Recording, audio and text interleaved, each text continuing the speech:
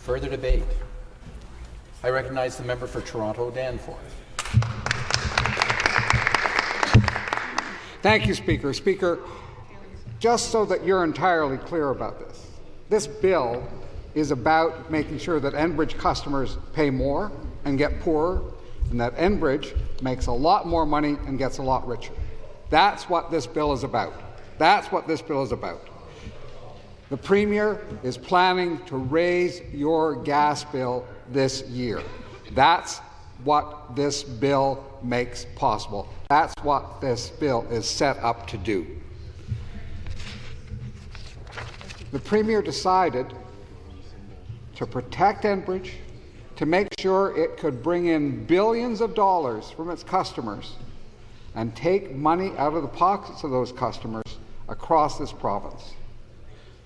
His buddies at Enbridge are being protected, and he's sticking you, each and every Enbridge customer in this province, with the bill. And that bill is calculated to be between $300 and $600 per year. Sorry, $300 and $600 over the next 4 years. Everyone in this room is well aware of how stretched people are, well aware of how they're pushed hard by high rents, by mortgages that are difficult to cover, by rising grocery prices. They need this like they need a hole in their wallet. They need protection from Enbridge, and this government is not only not protecting them, it is making sure that Enbridge gets to collect billions of dollars from them. Billions of dollars. So if you think that you should be paying more on your Enbridge bill, then you should support this legislation that's come forward. And if you don't think you should be stuck with those extra charges, if you think that Enbridge should be the body that actually coughs up a few $billion that they want to expand the gas supply system, then you should oppose this bill. Enbridge pays. That's the situation that we would have if this bill did not go through. The bill goes through, the customers pay, just as they have in so many other circumstances. I don't think I've made it plain enough.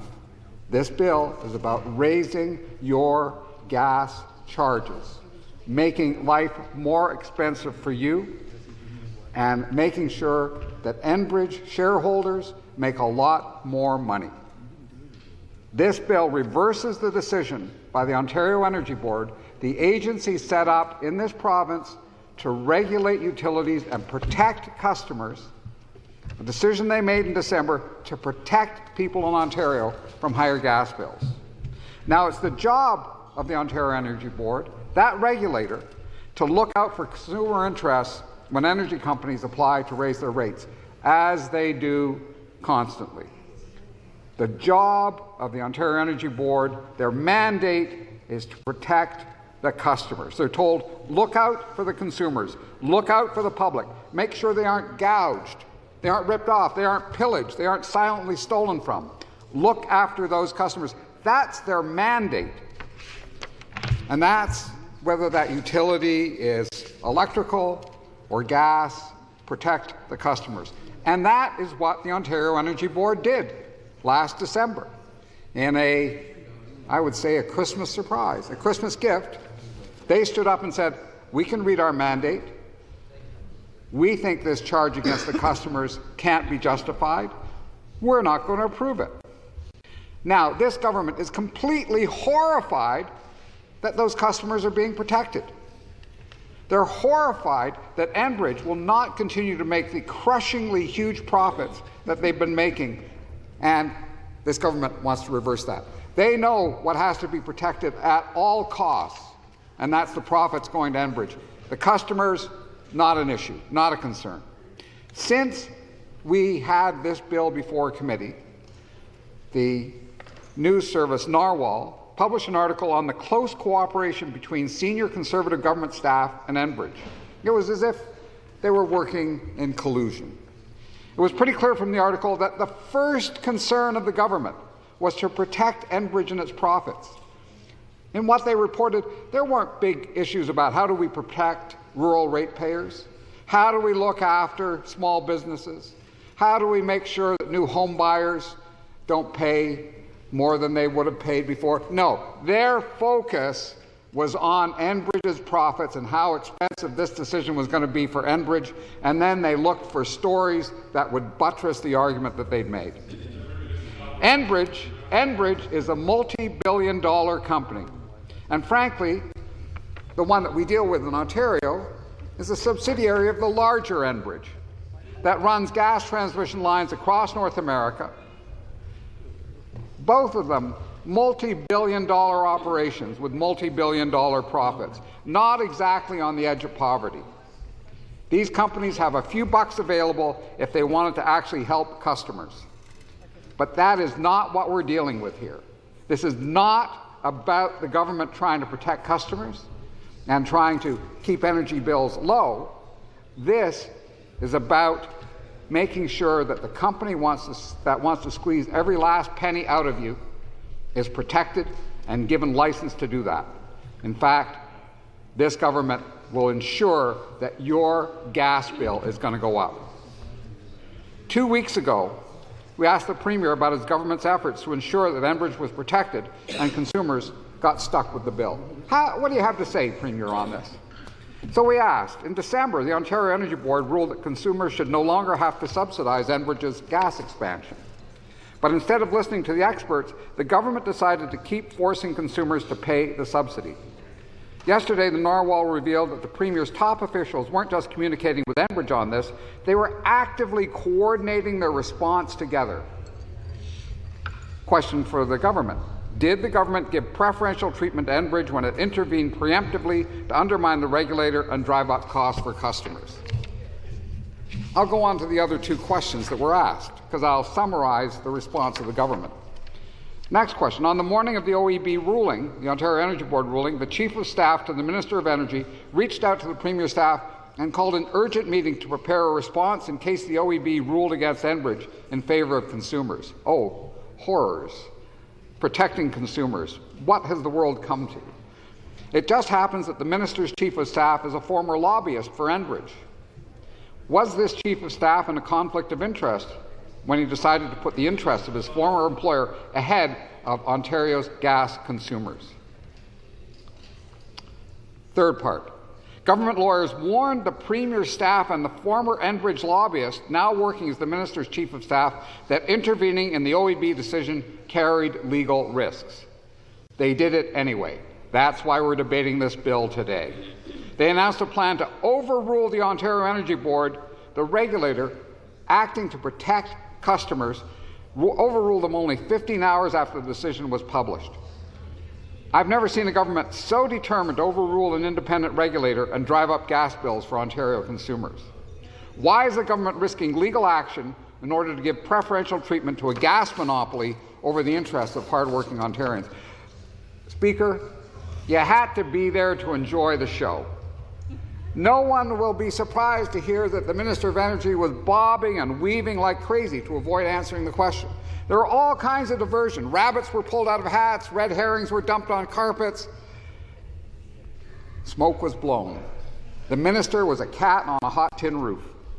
My experience around here is that when a minister can't answer a question, and I've seen many over the years not be able to answer a question, then you have a minister with a big problem on their hands. Because they like to be able to say, you're totally wrong, here's the reason. But when they dance and bob and weave and get into the red herring stuff, you know that they understand they have a big problem on their hands.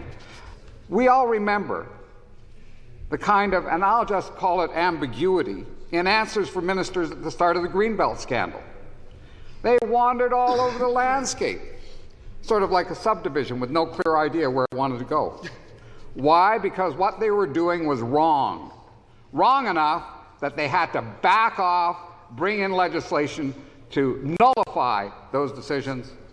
Wrong enough that there's now an RCMP investigation of the whole thing.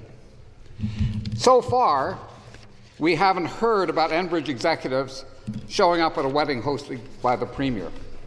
But we've heard enough to know the government's whole efforts are directed at enriching Enbridge and making life harder for families in this province. This bill will strip Ontarians of protection from Enbridge's attempts to gouge customers across Ontario. The Minister, the Premier don't have to do that. The Premier could take another course. The Premier could protect you, the Enbridge customers. He could protect your families and protect families across this province. He knows that people are having a tough time. He talks about it regularly. We have debates, discussions here in the legislature about the difficulties people are facing. People are pushed hard. As I said at the beginning, they're facing rising rents. My colleague from Parkdale High Park raised that just a few minutes ago. People are pushed to the limit. They're having a tough time with grocery bills. You've got major retailers that have been engaged in squeezing people, squeezing their suppliers, squeezing the customers.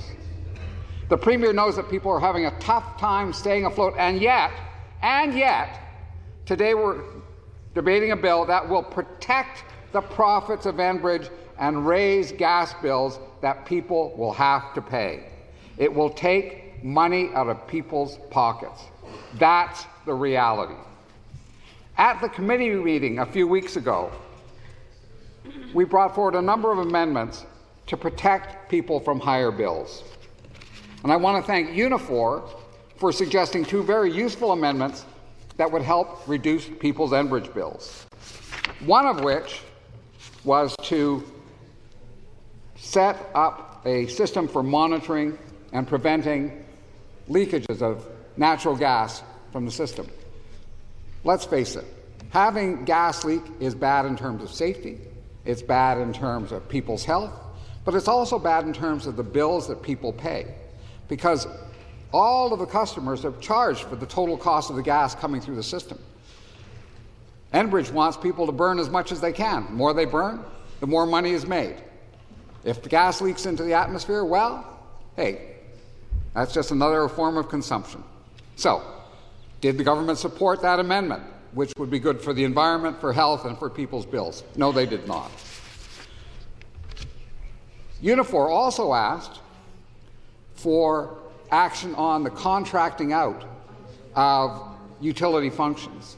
And I raise this because almost a little more than 2 decades ago, there was a landmark hearing at the Ontario Energy Board about how Enbridge was hiving off parts of its operations to become what one would call a virtual utility. So the ability to actually regulate the utility and control the costs they were taking out of people's pockets is dramatically reduced when they contract out. And in fact, it was alleged at the time that Enbridge was contracting out work, both direct maintenance and administration, to companies that they in turn controlled, but which were outside the regulatory framework. In other words, there was no price control on them, which is why a regulator is there. That was a good amendment, one put forward by Unifor, which would protect customers from being gouged. No one will be surprised to know the government voted that down. Now, brought forward another amendment, and I want to thank Environmental Defence and Stand Earth for their suggestions for protecting customers from higher bills, and that Enbridge pay for their own expansion. Pretty straightforward. Enbridge's consultants know that there is a time limit to the gas distribution systems in Ontario and across North America. And if the system starts phasing out more quickly, and it's headed in that direction, the remaining customers get stuck with higher bills. And the amendment was to ensure that Enbridge, its investors, paid those extra costs, not the customers. No one in this room will be surprised to learn the government voted it down. This bill is about making customers pay more. It's about Enbridge getting richer. And when we actually get into the details of the bill in committee with amendments that would protect customers, they were refused by the government. It is focused on making sure Enbridge makes as much money as it possibly can. I'm going to go back a bit to the decision by the OEB. the Ontario Energy Board, the regulator responsible for protecting customers from utilities. Just before Christmas, the Ontario Energy Board announced a decision that would make Enbridge Gas responsible for the cost of expanding its gas system and protect almost 4 million customers from hundreds of millions of dollars in higher heating bills. Actually, I'm understating, we're talking billions. It's a very important point. Enbridge has investors. It has cash flow. If it wanted to put money into those new connections and collect from those new customers over 40 years, they could do that. No problem. They don't have to take the money out of your pocket. They don't have to take the money out of the pockets of the constituents that you represent. They could take it out of their own cash. But instead, they wanted it to come from existing gas customers. And I should say again, I refer back to that 2002 decision by the Ontario Energy Board. They noted a pipeline that Enbridge had built that was uneconomic, one that actually drained money out of existing customers. And they said, no, you can't take that money from customers. The shareholders have to pay for that. This is not unprecedented. If Enbridge wants to put money in, they can put their shareholder money in and see if it comes back. But no, they treat customers like an ATM. They get permission to go to the machine, hit the buttons, and take the money out of your pocket. That's what's going on. The Ontario Energy Board, whose job is to protect customers from gouging, whose job is to protect customers from being taken advantage of, said, no, we're not going to support the increase that you're asking for of billions of dollars for expansion of the system. It's going to cost $300 to $600 per customer over the next 4 years. They said, Enbridge, it's your expense, you pay, it's yours. Entirely legit and something that's been done before.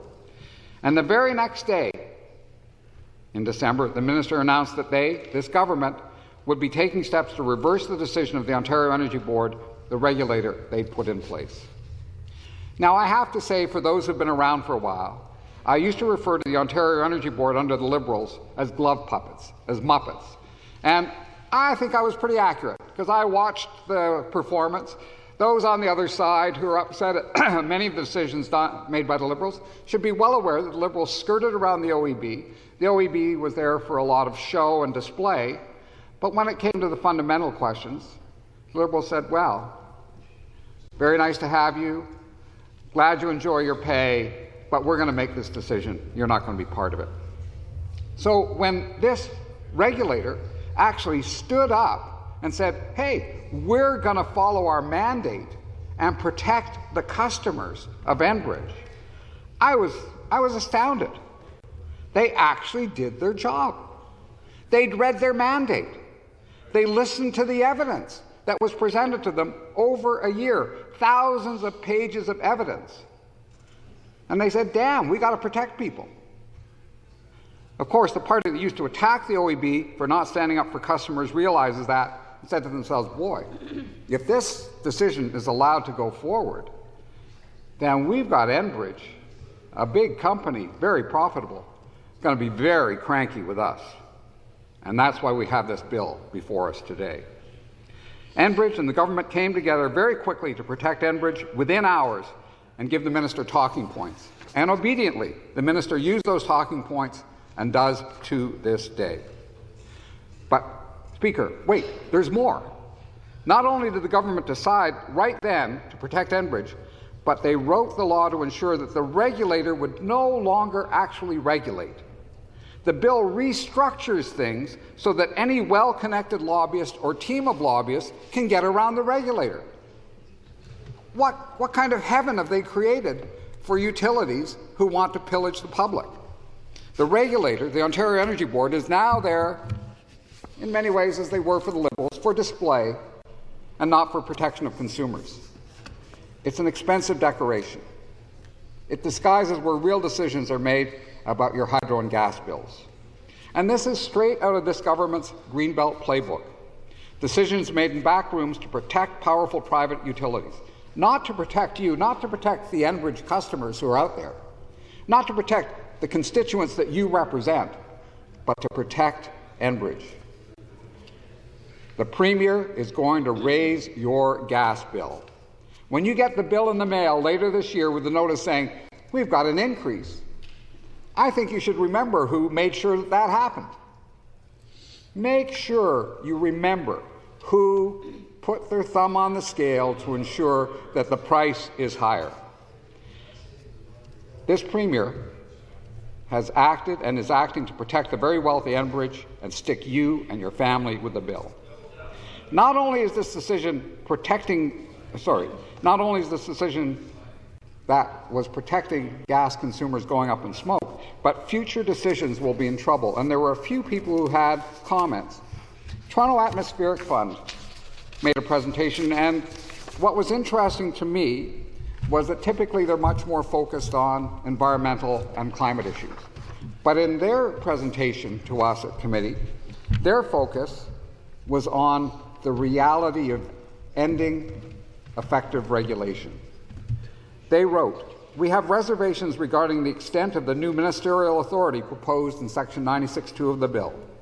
As noted above, the OEB has a mandate to protect consumers' interests." I noted that before. That's their job. That's what they did, while facilitating rational expansion of gas infrastructure. The OEB does this using a well-regarded, transparent, and evidence-based process in which all stakeholders are invited to participate, introduce evidence, and challenge evidence introduced by other parties. This quasi-judicial standard of decision-making provides a safeguard ensuring balance and alignment with the goals of keeping energy costs down and expanding the energy system. The proposed Section 96(2), which is in the bill that's before us, permanently supersedes this transparent, evidence-based process with unrestricted ministerial authority to decide which gas infrastructure projects are in the public interest and who should bear the cost of the projects. Unlike the OEB, there's no obligation for the minister to consult stakeholders and transparently weigh evidence in an open process before issuing directives. This change also encourages project proponents to focus efforts on ministerial advocacy instead of putting forward rational arguments and credible evidence in OEB applications and proceedings. What they're saying is that the regulator is fully and truly just the Muppet Show, that everyone who can afford the lobbyist goes around that Muppet, goes to the minister, makes their pitch, and if they've been to a wedding or a stag, probably is successful. Similarly, the Society of United Professionals, which represents the actual OEB staff, the Ontario Energy Board staff, spoke about the end of regulatory independence. And they talked about the impact on investors coming to Ontario of the Muppetization of this regulator. At the heart of the Society's opposition to the proposed Bill 165 is the removal of regulatory independence from the OEB.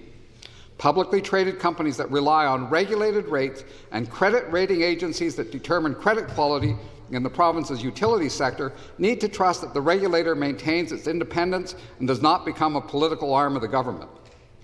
In a recent analysis, Standard & Poor's Global, the bond rating agency, laid out the 4 pillars of Ontario's natural gas and electricity regulatory environment. They are regulatory stability, tariff setting procedures, financial stability, regulatory independence. They further state that, quote, they believe the Ontario regulatory framework is the most credit supportive kind, benefiting all key stakeholders. However, they warn their assessment of the province's regulatory framework could change, quote, if there was a loss of regulatory independence or instances of political interference in the framework. Well, I'll tell you right now, if you're a credit rating agency and someone is applying to invest in energy infrastructure in Ontario, and you know that you no longer actually have an independent regulator, that you actually just have a lobby machine that determines energy decisions based on who's most effective at getting to a minister, then you have an impact on the credit rating of investments made in this province. That is an argument that I would have thought would work on the government, because the argument was made in front of government members in committee, but it was ignored. Also interesting were the words of the Industrial Gas Users Association. So you're talking big employers in Ontario, major industries who use a lot of gas. And they said there were two unintended consequences of the bill. I think they were being overly generous because I think they were entirely intended, but they said unintended, I think, because they're polite. They said that selective approvals, the ability to approve projects by going around the regulator, would push up costs for industry in Ontario. That uneconomic, non-viable projects would be subsidized by the industries that we depend on right now to employ tens of thousands of people. So the big industries that this government talks about all the time, they didn't like this. Should understand, they were not fans of ending regulation in Ontario. They said that the independent regulator has been useful in keeping costs down, but what we were seeing now was going to drive costs up. And they also said they couldn't understand why procedural fairness was something that was ruled out by the bill. I didn't get into that, but there actually are rules in Ontario that governments and bodies should follow to ensure that decisions are made on a fair basis. Those were wiped out in this bill when it comes to energy regulation. They suggested that it was not a good thing to have that happen.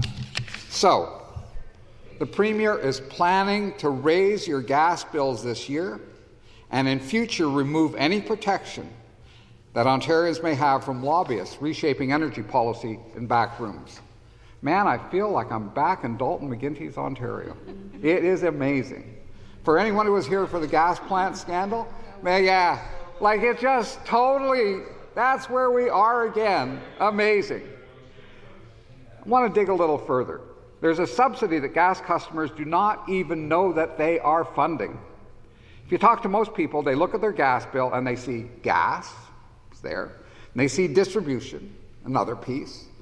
The cost, that distribution is the cost of getting gas through the pipes to their houses. And they don't spend a lot of time analyzing their bills. Most normal people don't. What is going to be happening to them is that part on distribution is going to be going up because they're going to pay the cost of expanding the system. Not the shareholders, but the customers. The customers working long hours, getting as much overtime as they can, where they can, sometimes working second jobs. People who are cutting corners all the time are going to get higher bills because this government wants to make Enbridge richer. This past Christmas, I was talking to my nephew, over Christmas dinner, and I said, because that's the kind of weird uncle I am to discuss these things over Christmas dinner, you know that your gas bill is going to go up so that Enbridge can expand its gas system. And, he put down his turkey and he said, you got to be kidding me. Like, you got to be, pass the cranberries. You got to be kidding me about that. Why am I paying for that? And I said, well, it's the way it's working. So, the independent regulator, the Ontario Energy Board, decided to put a stop to the subsidy because it raises energy bills for existing gas customers and for new home buyers. This is not a wonderful gift for them. It sets them up for higher costs in the years to come, and it also increases financial risks for the whole of the gas system. Ending the subsidy to new developments alone would save gas customers over $1 billion over the next 4 years in avoided pipeline subsidy costs. $1 billion. So when this government says, no, we're going to go forward, it isn't going to affect people's gas bills, well, tell me where the billion's going to come from. Because Enbridge is going to get permission to actually charge it to their customers. It isn't some magic group of elves and leprechauns somewhere that's going to be coughing up. It's going to be people with real bank accounts who are trying to get through their daily lives who are going to be charged this extra money. Comes to about $300 per customer. Now, some calculations show it's $600 over the next 4 years, but say $300 to $600. There are about 4 million customers on the system.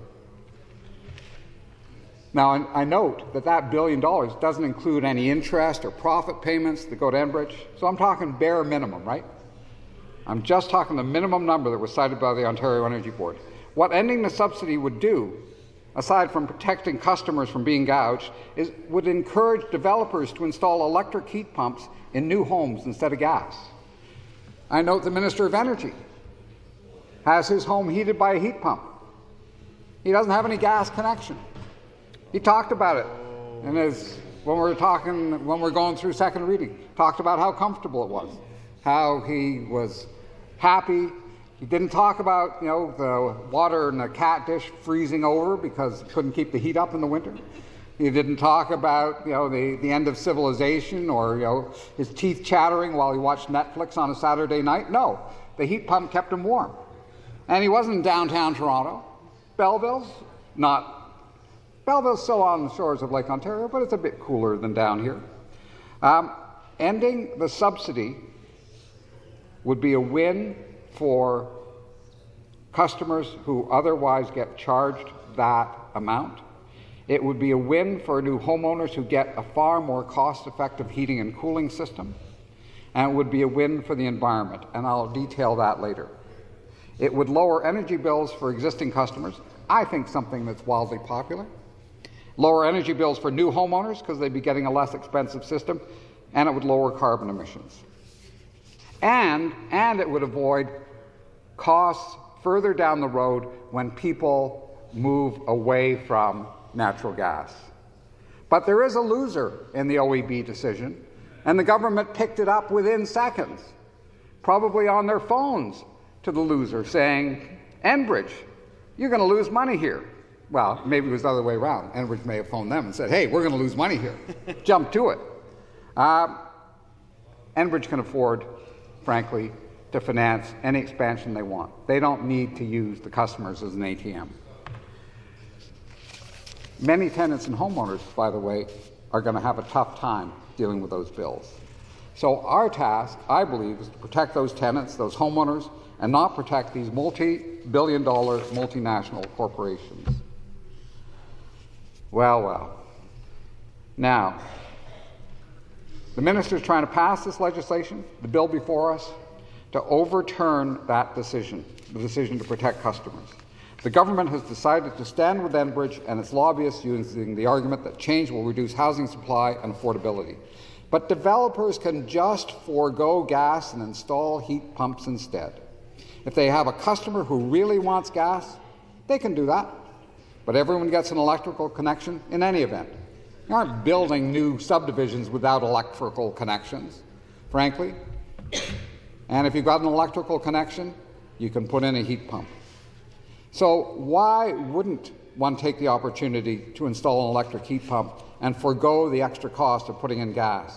And even if you didn't want to go there, why do people around this province have to subsidize this? Why do people in Sudbury or London or Kingston or Thunder Bay have to pay more to subsidize a multi-billion-dollar corporation? You don't have to take my word for any of this. Ian Mondro is a partner with the law firm Gowlings WLG, practicing in the area of energy regulation policy. And he wrote an op-ed that was published in the Globe and Mail. He can see that leaving the regulator's decision in place would protect current gas customers and new homeowners. Now, Gowlings is not an environmental group. They're a pretty straightforward corporate law firm, Bay Street law firm. And they understand the economics of this whole system. I'm going to quote the op-ed from the lawyer who specializes in energy regulation policy. Quote, while including gas connection costs to developers up front would marginally increase the cost of a new house, an offsetting rate credit recognizing the upfront payment would lower ongoing gas rates, resulting in a wash for home buyers. The other choice would be to forego gas servicing in favor of electric heat pumps, thus lowering the operating costs of the house, a win for home buyers. The member from Perth Wellington, back when we were talking about second reading, was talking about new home buyers. Well, you've got someone who specializes in energy policy saying this would be better for new home buyers. Quote, either choice would reduce Enbridge capital costs and potential stranded assets in the range of $1 billion over the proposed 5-year gas rate plan significantly reducing delivery rates and customer risk. 2 associate professors, Brandon Schaufele and Adam Fremeth of the Ivey Business School, wrote a post about this as well. The government's decision to override the OEB should have virtually no effect on affordable housing in the province. So the government's whole argument that their bill is one that will keep the cost of housing down does not bear scrutiny from academics who work in this field. If this bill passes, it's not going to make housing any cheaper. It's not going to be to the advantage of home buyers. In other words, the government's actions will make you, Enbridge customers, pay more and will not help those new home buyers. But it will mean higher rates for your gas bills. The Premier is going to raise your gas bill. Don't be confused. Be very clear and plain about this. The Premier is going to raise your gas bill. Now, gas is no longer the cheapest heating source. Investing in new gas pipelines for heating is financially foolish because they will become obsolete and a massive cost to all current and future customers as we stop burning gas to heat our homes and other buildings. Even the minister was talking about the electrification of home heating. He knows it's coming. In fact, his whole plan for providing electricity to Ontario is based on the idea of massive increase in electricity demand for home heating. He knows that the demand for gas is going to fade dramatically, or at least he's willing to bet several $billion on that analysis. So you've got the minister saying, I need to spend billions of dollars on new generation for home heating, at the same time saying, no, got to protect the gas utility. Well, the reality is you're moving from one technology to another. What his plan means is that over the next few decades, fewer and fewer people will be burning gas, and the people who leave the system will not have to carry the burden of the cost of those pipes that are in the ground. But the ones who stay will be stuck with it. There are cheaper alternatives to what's been before us. The OEB recognized that. Like rotary dial phones, like Blockbuster Video, natural gas furnaces are coming to the end of their time. Not tomorrow, not in 2025, but over the next 20 years, cheaper alternatives such as home heat pumps are undermining Enbridge's market for home heating. Even the parliamentary assistant, in his comments, third reading the other day, said the time for natural gas, the near term, the middle term, yeah, next 10 years, next 20 years, probably be around. Next 30 years, it won't. I appreciate the comment from the parliamentary assistant on that. So, the minister had said exactly that. We're going to be electrifying our homes. He's betting a lot of money on that. The OEB ruled that Enbridge can't spread the cost of hooking up new homes over decades or charge it to current gas customers like you, like the people who are watching this, because those who are Enbridge customers are going to be stuck with a bill that's going to be pretty significant. But that's what the Premier wants to do. He wants to raise your gas bills. He will increase your gas bill. The OEB said that Enbridge or new home developers could take the risk if they want, but not new home buyers or current Enbridge customers. They recognize this would likely mean many more people installing cheaper heat pumps to provide heating. Now, as I'd said before, the minister has an electric heat pump. He's got electric resistance coil to back it up. And as I said before, the bowl of water for the cat has not frozen in the kitchen. He's still alive. There are many debates, but he's still there. And so apparently an electric heat pump does work outside of downtown Toronto. I'm going to go back to Ian Mondro about the question of how we can actually deal with the issues before us, the lawyer working for Gowlings.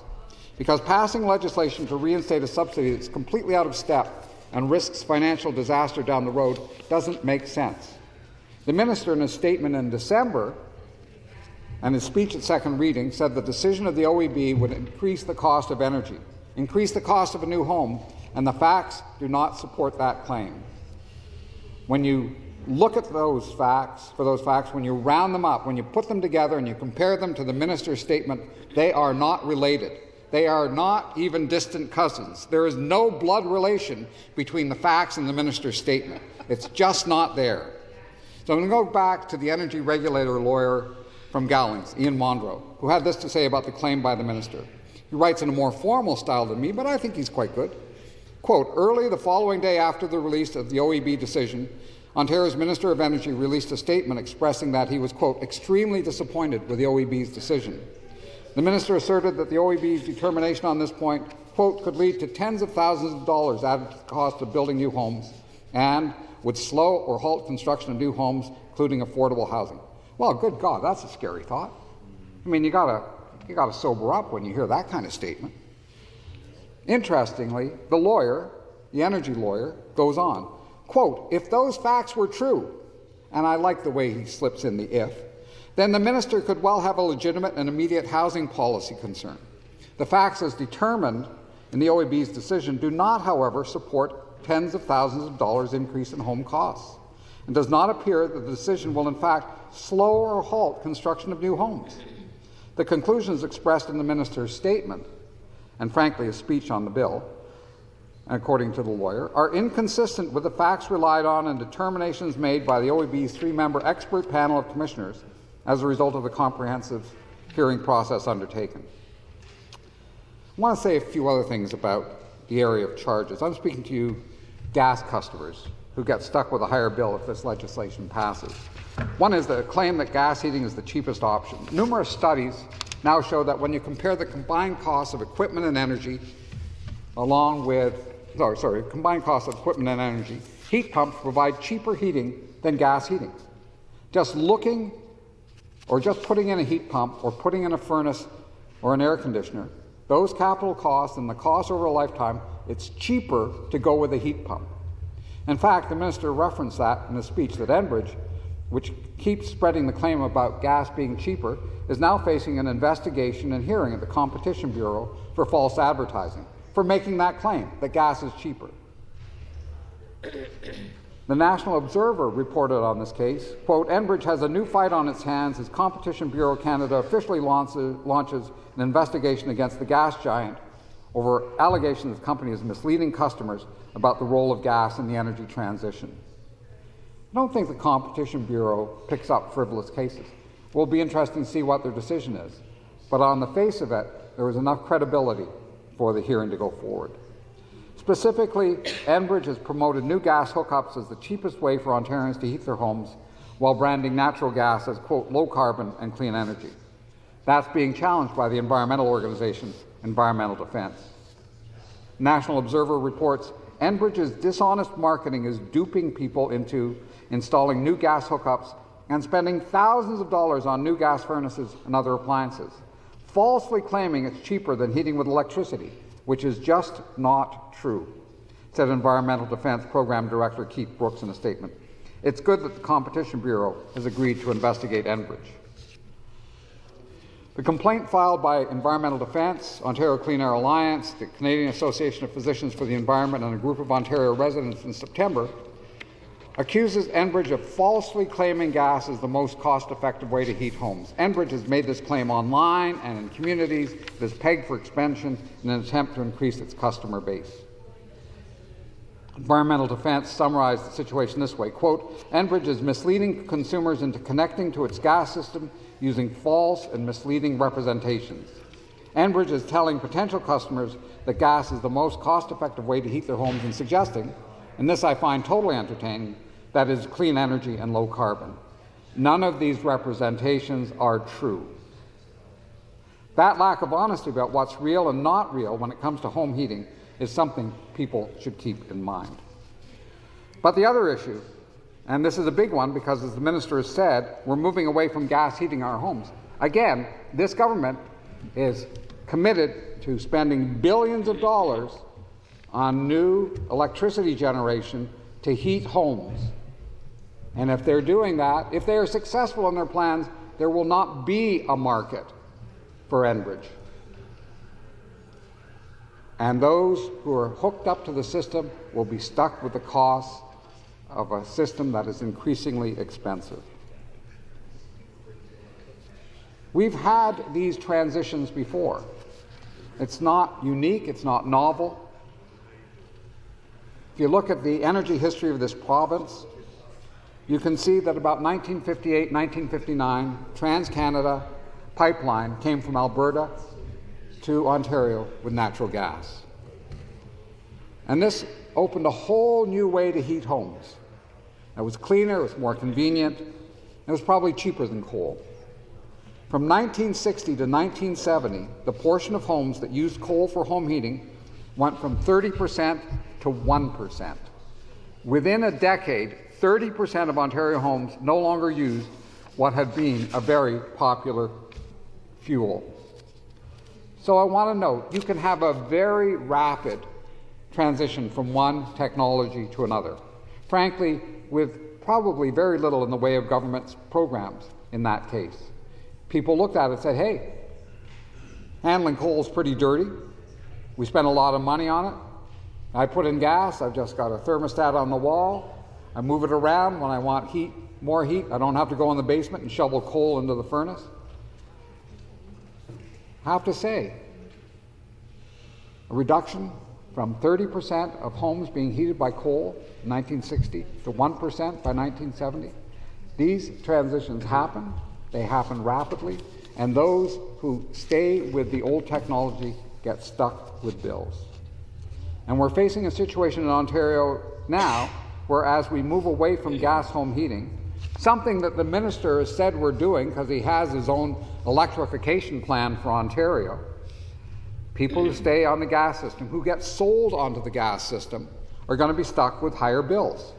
And the pipes that are put in the ground are going to be paid for by those who can't afford to buy a new heating system, ones whose furnaces, say, 8 years old. Those furnaces have a 15, 20-year lifespan. If your furnace is 8 years old, you're not going to get rid of it and buy a new furnace. Mostly, people can't.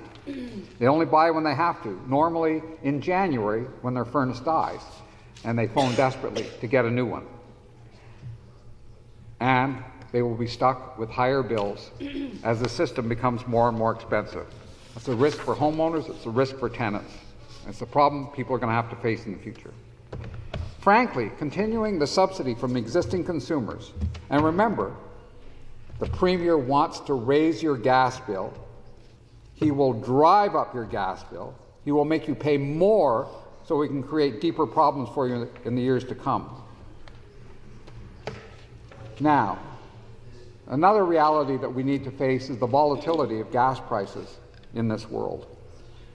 Quite a few people who are gas customers, about 4 million in Ontario, know that around 2022 the price of gas went up dramatically. Now, what was happening in world events at the time? Russia's invasion of Ukraine, the disruption of the supply of natural gas to Western Europe. And frankly, with that disruption and the rocketing increase in the world price for gas, you had a situation where the world market was setting the price.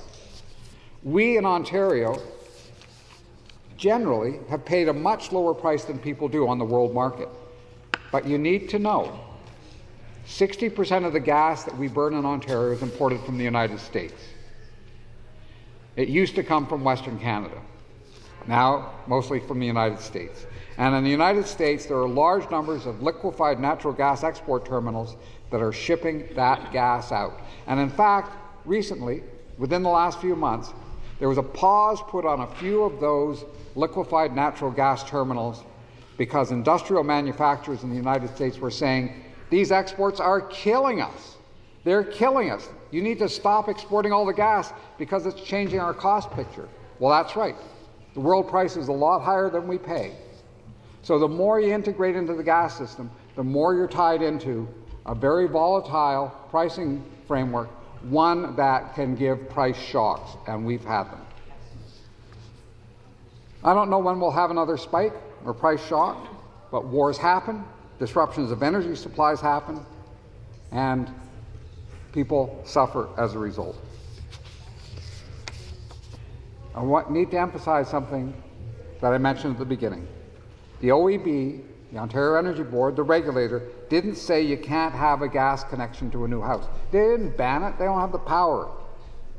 If Enbridge wanted to install new gas connections to new homes, they could do it with the capital that's provided by their investors, and they could try and recover it over the next few decades. But actually, I don't think that they take that as a good bet. I think they realize that there's a huge risk to putting that money down into expansion of the system. And instead of them putting their money on the table and watching the wheel spin, they're putting the money of customers across this province on the table. And no one knows what the outcome will be other than this. Gas will fade out over the next 20 to 30 years, and the people who are last in the system will be paying a lot of money.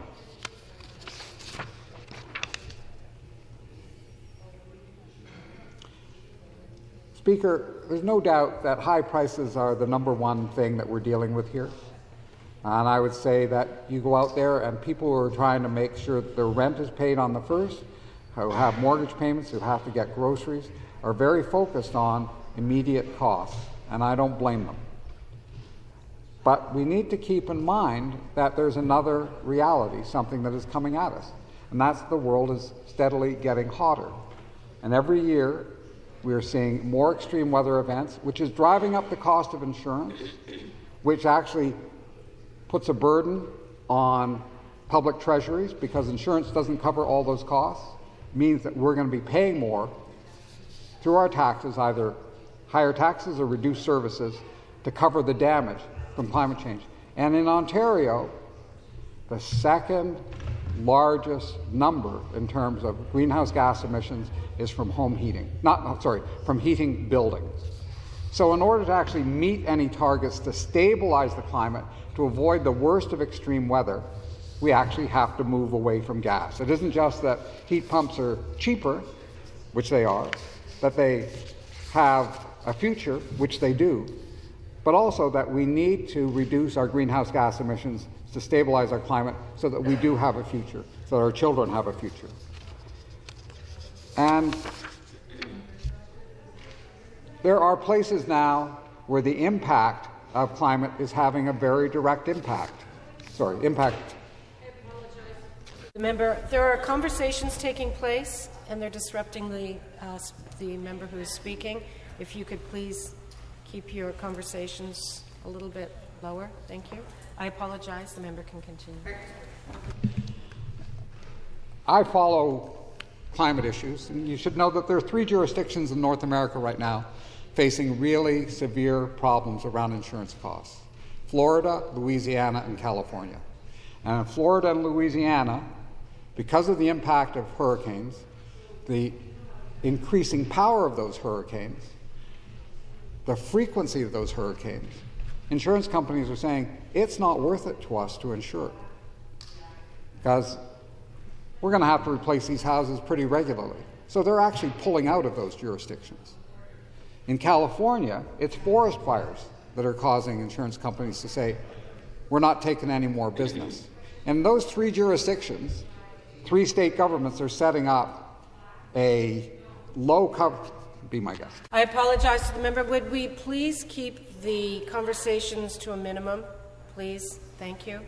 I apologize. The member from Toronto-Danforth can continue. Thank you. The reality is that people are having a harder and harder time getting insurance, that they're seeing their insurance bills double, triple, and quadruple, because simply the cost of replacing buildings on a regular basis because of fire or hurricane is an awfully expensive process. Those are the most vulnerable spots. But we're going to see that here in Ontario. I was talking to one of my colleagues from the north today talking about increase in insurance costs because of wildfires. This is a reality. We are going to see increasing impacts on our standard of living from rising temperatures. It's not just going to be insurance, it's also going to be food production, because more drought and more flood reduces food production. You get more diseases in a hotter world, more exotic diseases. And already in Canada, the Insurance Bureau of Canada has said that something like 1 million homes are facing potential for losing home insurance because of flood risk. Speaker, we actually have to deal with the climate issue seriously. And we have an opportunity, because of technological advance, to actually help people contain or reduce their heating and cooling bills, while at the same time reducing greenhouse gas emissions. This bill will undermine that. because the simple reality is that when a developer is putting in a new subdivision, if they're getting all these new pipes paid for by customers in the rest of Ontario, they're going to do that and put in a gas furnace. If they weren't getting this subsidy, they'd probably put in a heat pump because it's the cheapest option. Pretty straightforward. But in doing this, in passing this bill, the government is undermining its own climate plan as well as reducing people's standard of living and putting all of us at much greater risk in the years to come. So, Speaker, I think I've made most of the arguments that I want to make, but I need to touch on a few other things. I think that the undermining of the independence of the regulator is something that is not at the top of most people's minds. I was talking to a reporter the other day who was trying to cover this story, and they said, I don't know how to report this story. No one's heard of the Ontario Energy Board. Yeah, I'm seeing an opposition member nod his head because he's right. Who's heard of the Ontario Energy Board? I mean, you've got to be a pretty exotic bunch of people. Sorry, 124 of us in this room and maybe 1,000 in the rest of the province who've heard of it. And there's all kinds of stuff talked about with this 40-year amortization of the cost of hookups. Very few people spend a lot of time thinking about amortization of utility infrastructure. Very few sane people who talk to neighbors and are considered fun. But this is going to be a big issue for people when they get their higher gas bill. Because they don't deserve to get a higher gas bill. They deserve to have their interests protected by the regulator. I think it's entirely reasonable that you give a regulator instructions to protect customers from unreasonable costs, and when they see that the costs are changing, that the parameters that they relied on over decades are no longer there, and they act to protect those customers, that decision should be upheld. It is entirely reasonable to uphold it.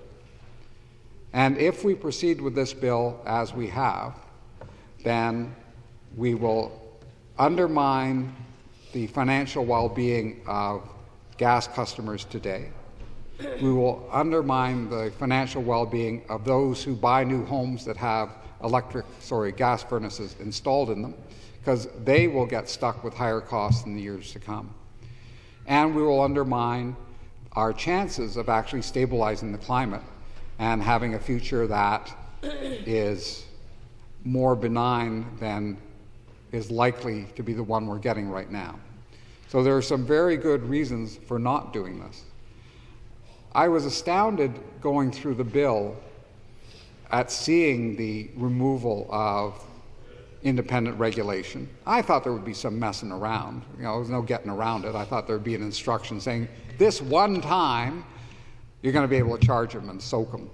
But that isn't where we ended up. What we ended up with was a system of energy regulation by lobbyists.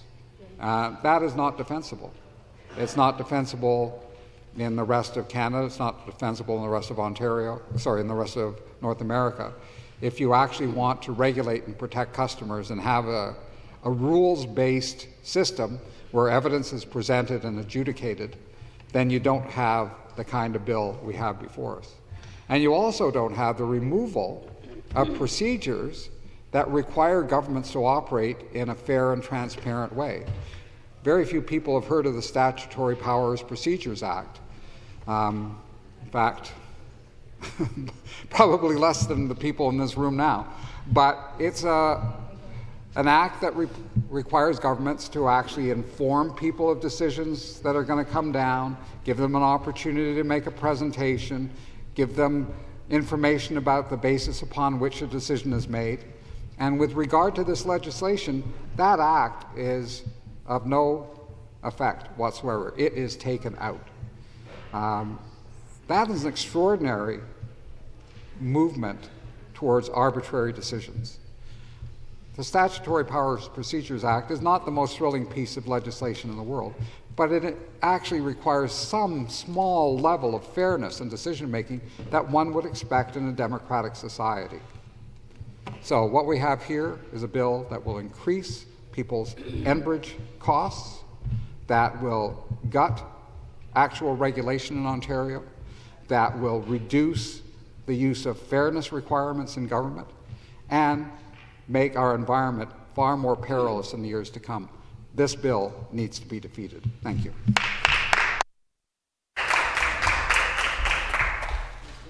It's now time for questions. I recognize the member for Renfrew, Nipissing, Pembroke. Thank you very much, Speaker, and I listened with great interest to the critic from the opposition, as I always do. And he said a couple of things that, one, I want to take exception to. He talked about, people who were accountable, that the government essentially said that we are not accountable. Well, is there anybody more accountable than those that go to the polls every 4 years? In fact, like we did in Milton this past week, the government is accountable. It's called an election. But I also want to, the member also said something about the government doesn't like to answer questions. Well, I'd like to ask him a question. Maybe he could do it the way that he says the government doesn't do.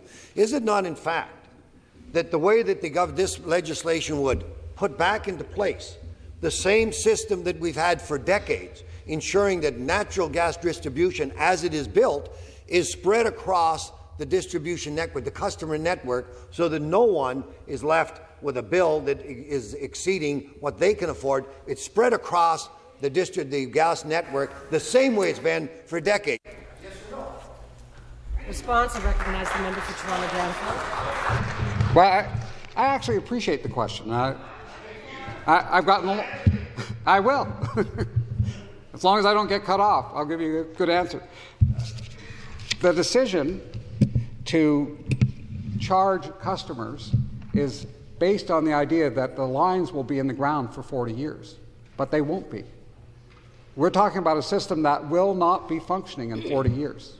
It cannot, not only because technologically gas furnaces are expensive compared to heat pumps. So again, like rotary dial phones or Blockbuster Video, they are on their way out. That ain't going to be here. The assumption that customers will, the vast bulk of customers will be repaid over 40 years is no longer true. And in fact, Enbridge's own consultants in their presentation to the OEB said that Enbridge was in a situation where they were headed towards going down because people were going to abandon the system. There won't be customers to pay in the future. 40 years ago it was true they were going to pay. It isn't going to be true in the future. For the questions, I recognize the member for Parkdale High Park. Thank you, Speaker. I first want to thank my colleague from Toronto-Danforth for his presentation. I would say an hour of good, solid argument as to why this legislation should not move forward. And if the government wanted to do the responsible thing for Ontarians, they should not proceed with this bill. The member reminded the House that when the Liberals were in power, the Conservatives criticized the politicization of electricity planning and the Liberal disregard for evidence and professional independent analysis.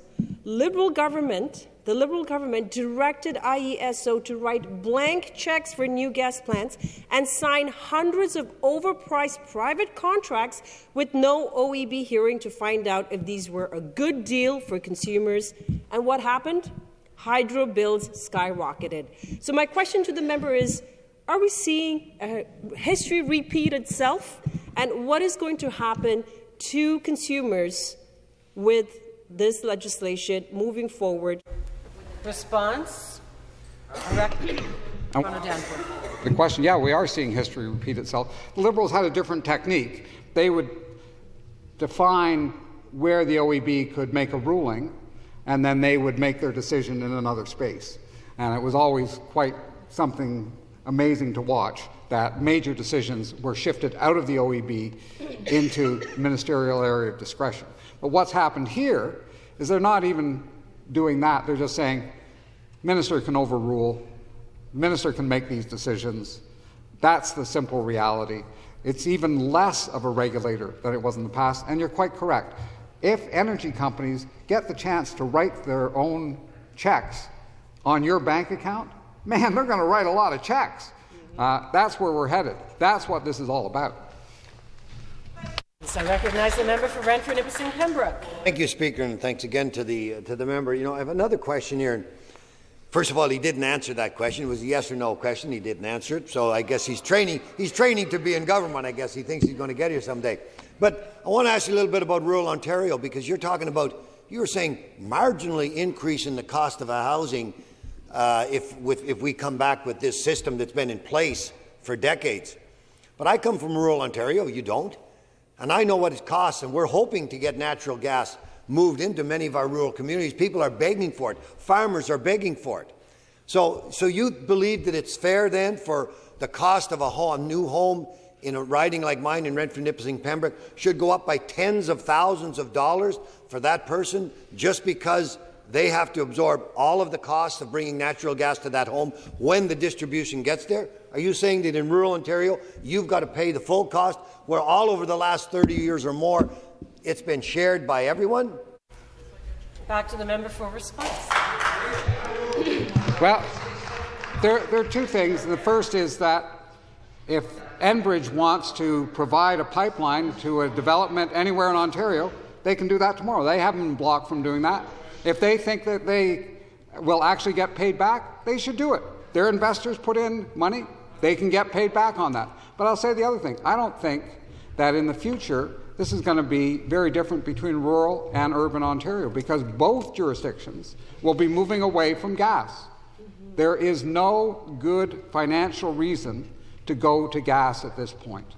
There is no good financial reason. In fact, when you look at the studies done by the federal government, it is more expensive to go to gas than it is to go to a heat pump.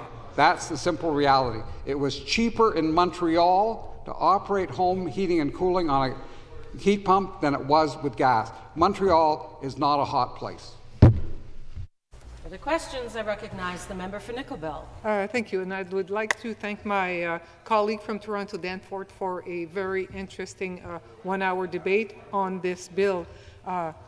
It's becoming more and more obvious that all that the bill does is that it gives this government the power to force gas consumer to pay costs that the Ontario Energy Board believe they should not have to pay.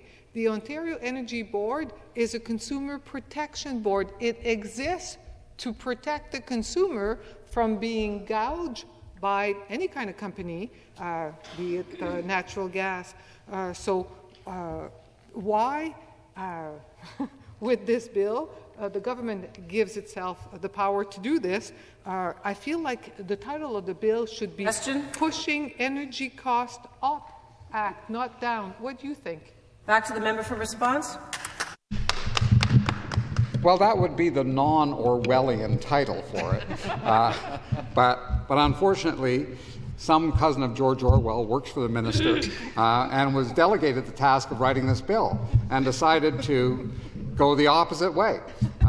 So I agree with you that this bill is the More Expensive Energy Act and Christmas for Enbridge Shareholders Act 2024, and should be recognized as such. This bill is not meant to protect customers. This bill is not meant to keep energy costs down. This is meant to keep people's disposable income down. It's meant to keep investors' profits up, but it's not going to be helping people, not a bit. For the questions, I recognize the member for Beaches East York. Thank you very much, and thank you to my colleague from and neighbor in the East End of Toronto. It was fantastic, informative speech. And so my question to you is, since the Minister of Energy actually has a heat pump, which is a huge revelation to me, like, wow, wonder of all wonders, he actually believes in it, must believe in climate change and climate action to do that. Would you like a tour of his house and a field trip there with me sometime, if he would invite us? Back to the member for response. Well, I appreciate the question. If invited by the minister, certainly I would go. I got along with the minister lots of times. We disagree over stuff. We had fun. We were both in opposition and grilling Liberal ministers and estimates. But I can't say I think the minister believes in climate change, because if he did, he'd be acting in a very different way. He wouldn't be expanding the gas-fired generation fleet in Ontario because, frankly, he's undermining our climate goals, but he's also undermining the clean interests of this province in having an electricity system that doesn't belch out a lot more greenhouse gases. I suspect, my colleague from Beaches East York, that we'd have a lot of fun. The minister was pretty clear. He said he loved his heat pump, that he didn't have any troubles when it got really cold. The resistance heater came on board. He didn't have propane backup. He didn't have gas backup. I think that other people in Ontario should have the same opportunity as the minister has.